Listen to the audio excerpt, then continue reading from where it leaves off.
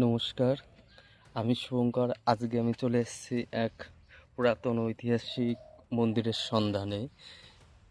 তো এটা দেখতেই পারছো, চার সাইডে জঙ্গলে বোঝাই করা সরু এক গলির মতন রাস্তা। মেন রাস্তা থেকে অনেকটা দূরে। এটা উত্তর চব্বিশ পরগনা জেলার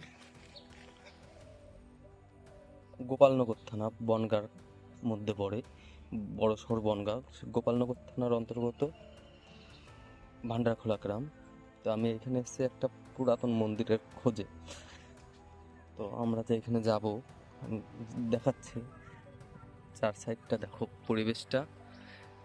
সূর্য প্রায় ডুবু ডুবু, হালকা মেঘ আকাশ, বড় এক তেঁতুল গাছ। ফুল গাছটা দেখতে পারছো, এই যে ফুল গাছ। তো আমাদের গন্তব্য এখান থেকে দেখতে পারছো কিনা, এক মিনিট। এই যে অন্ধকার জায়গাটা দেখতে পারছো, ওইখানে আমাদের গন্তব্য।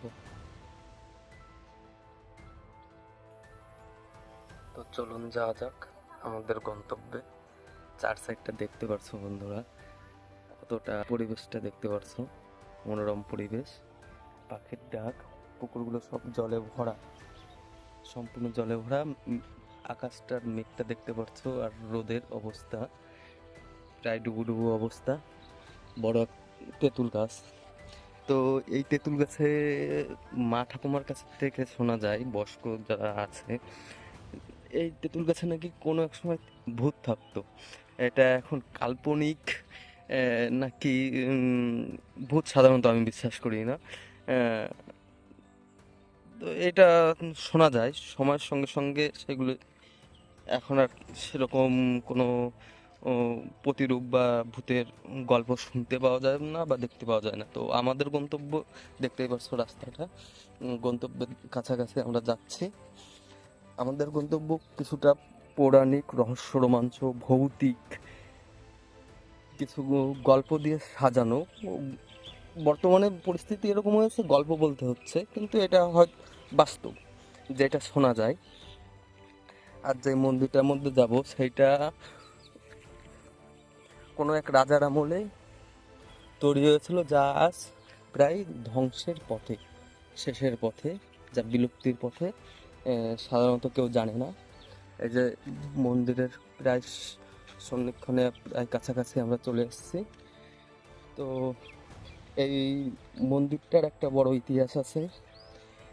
এই যে আমি যেইখানে দাঁড়িয়ে আছি, ভান্ডারখোলা গ্রাম, এই ভান্ডারখোলা গ্রামেরও একটা ইতিহাস আছে। জড়িত আছে সম্ভ্রান্ত এক পরিবার, এক রাজা, একে। উম, তো আমরা চলে এসেছি মন্দিরের কাছে। এই যে যেই জায়গাটা দেখতে পাচ্ছ, এটা হলো একটা বড় বেল গাছ। তো এটাকে, এই যে যে থানটা, এই থানটা হচ্ছে মহাদেবের নামে উৎসর্জন করা। এখানে মহাদেবের পুজো হয়। আমরা আস্তে আস্তে সামনের দিকে যাচ্ছি। কিছুটা হয়তো পরিষ্কার হয়েছে, পরিবেশটা দেখতে পাচ্ছ। চারপাশে জুম করলে কি দেখতে পারবে, শ্যাওলার উপরে, জলের উপরে পুরোটা শ্যাওলা, তার উপরে এই বক বসে আছে, পাখিরা কিচিমিচি ডাকছে। তো আমাদের গন্তব্য এই যে ঠিক এইখানে, এই মন্দিরটা।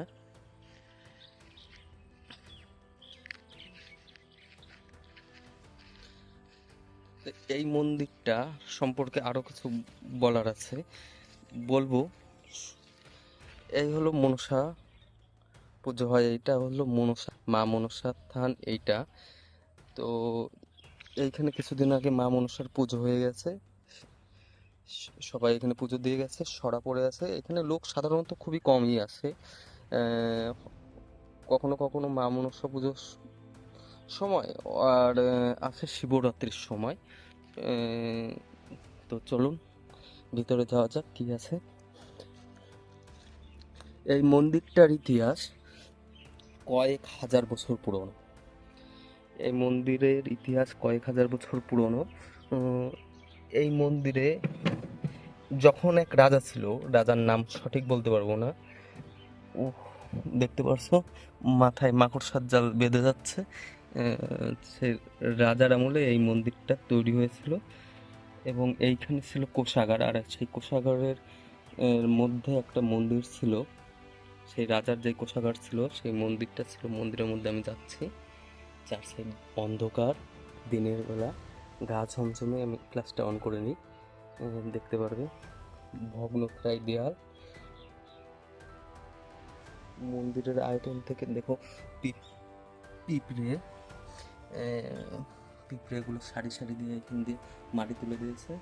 ভগ্নপ্রায় মন্দির, অন্ধকার। একটু ক্লাস অফ করলে দেখতে পাচ্ছ কিরকম। এই হলো মন্দির, চার সাইড গা ছিমছিম করছে, গা ছিমছিম করছে, নানান ধরনের আওয়াজ। একটু দেখানোর চেষ্টা করব। দেওয়ালগুলো দেখতে পাচ্ছ, ওগুলো আওয়াজ নানান ধরনের। ভয় লাগছে, ভয় লাগছে। এইখানে মাঝে মাঝে পুজো দিতে আসে কেউ।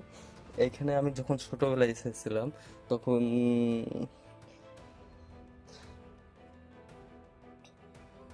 তখন এই মন্দিরে একটা সেনবাড়ির দাদু পুজো করতো, যে কিনা এই ইতিহাসের সঙ্গে জড়িত। সে পুজো করতো, মন্ত্রটা এরকম ছিল: এতে গন্ধে পুষ্পে গন্ধাদি পুষ্পাদি শিবাদি শিবায় নমো, ওং দুধকুলা শিবায় নমো, ওং মা মনসা শিবায় নমো। পুরোপুরি আমি সঠিক বলতে পারবো না, অনেক ভুল হয়ে যেতে পারে, মার্জনা আগের থেকেই চেয়ে নিলাম। তো এই হলো, এইখানে সত্যিই ভয় করছে। হ্যাঁ, এইখানে মহাদেব এবং ছবিটা কেটে যাচ্ছে। এইখানে মহাদেব এবং মা মনসার পুজো করা হয়। পাথর আছে, ত্রিশূল আছে, ভালো করে দেখতে পারবে। সত্যি ভয় লাগছে আমার, এর জন্য আমি যেতে পারছি না। এই যে যে ইটগুলো দেখতে পারছো, এই ইটটা এইখানে যে চার সাইডের পরিবেশটা দেখলে, আমি মন্দিরটা বন্ধ করে দিচ্ছি। হর হর মহাদেব। এর বিস্তৃতি ছিল অনেকটা, অনেক জায়গা নিয়ে এটা ছিল। এখন সময়ের সঙ্গে ধ্বংস হয়ে হয়ে এই যে সিঁড়ির অবস্থা দেখতে পাচ্ছ, সময়ের সঙ্গে ধ্বংস হয়ে এই হলো মন্দিরের সিঁড়ি। পাথরটা কত পুরনো দেখলে বুঝতে পারবে। তো সময়ের সঙ্গে সঙ্গে সামান্য কিছুটা ভগ্নাংশে পরিণত হয়েছে এইটা। তো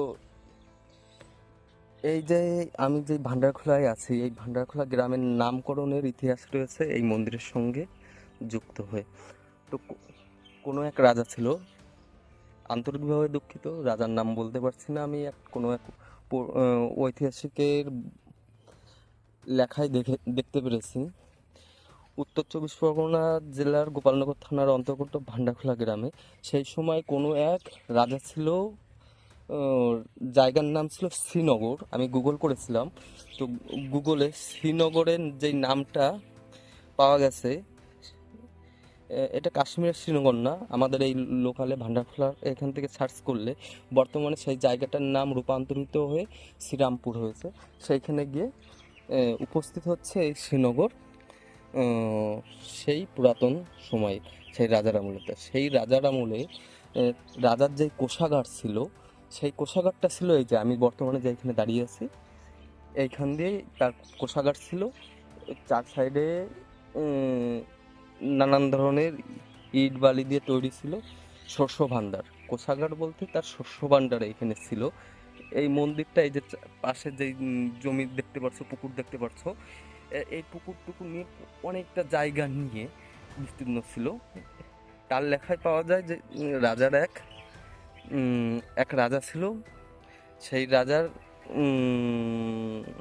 কোষাগার ছিল ভান্ডারখোলায়, তার থেকে নাম এসেছে এই জায়গাটার নাম ভান্ডারখোলা। এবং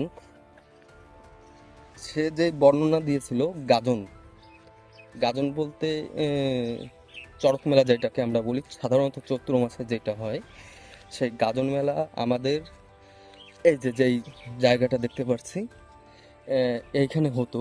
কোনো এক সাধু, নদিয়া জেলায় বাড়ি, সে, এটা উত্তর চব্বিশ পরগনায়, তো সেই এইখানে এসে শ্মশান তৈরি করতে চেয়েছিল এরকম শোনা যায়। তো সেই সময় গাজন মেলা হতো, গাজন মেলা হতো। এবং সেই গাজন মেলার উল্লেখ পাওয়া গেছে বর্তমানে সেটা এইখানে আর হয় না, বিলুপ্ত হয়ে গেছে। কিন্তু সেইখানে একটা উল্লেখ পাওয়া গেছে, পোকন বেশ বড় একটা দিঘি। এই যে সেই দিঘিটার কাছেই আমি যাচ্ছি।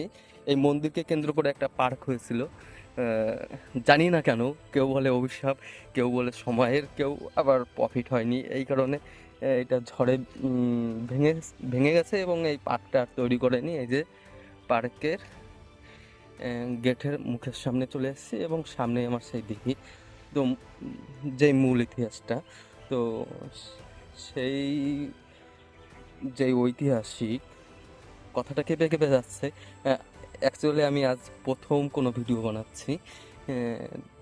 যে ঐতিহাসিক, তার লেখায় পাওয়া গেছে ভান্ডাখোলা নামক একটা গ্রাম, সেখানে একটা দিঘি আছে, যেটা কিনা এই যে বর্তমানে দেখতে পাচ্ছ, বড় দিঘি। এবং দিঘির পাশেই দেখানোর চেষ্টা করব এখান থেকে দেখা যায় কিনা, একটু যদি লক্ষ্য, এটা পার্ক উপলক্ষে একটা দোকানও হয়েছিল। মন্দিরের পাশে পার্ক উদ্বোধন করতে গেছিল, যা তো সে উপলক্ষে, এক মিনিট কথাটা, এই যে আমার সেই মন্দিরটা দেখানোর চেষ্টা করব। এইখান থেকে দেখতে পাচ্ছ, কেবল যে মন্দির থেকে ঘুরে এসেছি। তো দিঘির পাড়ে একটা পুরো মন্দির আছে, পুরাতন মন্দির, যেটা আমরা দেখলাম কেবলই। এবং সেই মন্দিরের পাশেই একটা পরিবার আছে, সেটা কিনা সেন। এবং বর্তমানে আমরা যেখানে দাঁড়িয়ে আছি, এটা হলো সেনদের জায়গা, সেনদের জমি। এই যে যতটা দেখতে পাচ্ছি তাদের জায়গা। এই হলো আমাদের দিঘি, সে ঐতিহাসিক দিঘি আর ঐতিহাসিক মন্দির। এই হলো ভান্ডারখোলার ইতিহাস। তো সেই রাজার কোষাগারের থেকে, ভান্ডার, কোষাগার অর্থ ভান্ডার, সেই ভান্ডারের থেকে এইখানের নাম হয়েছে ভান্ডারকোলা।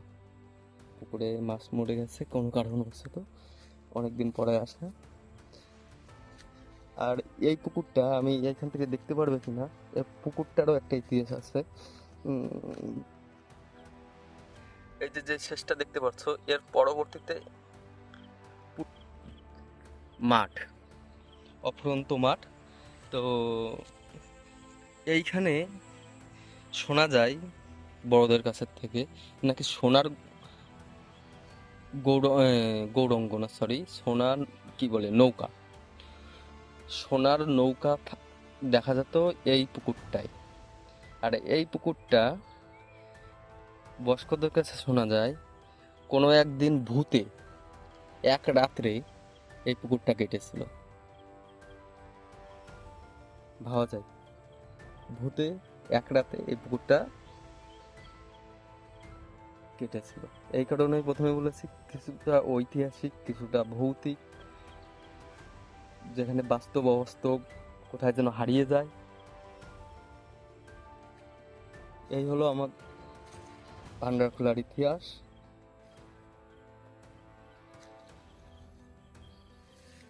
ভান্ডারখোলার নামকরণের ইতিহাস, পুরাতন ভগ্নপ্রায় বিলুপ্তির পথে মন্দির, আর এই সেই ঐতিহাসিক দিঘি। এর বয়স আনুমানিক কয়েক হাজার, যেহেতু রাজার উল্লেখ আছে এবং ভান্ডারখোলা উল্লেখ আছে, এর কোনো সঠিক প্রমাণ কিন্তু আমি দিতে পারছি না, যেইটা আমি পেয়েছি। তো এই হলো সেই মন্দির, এইখান থেকে কিছুটা দেখা যায়।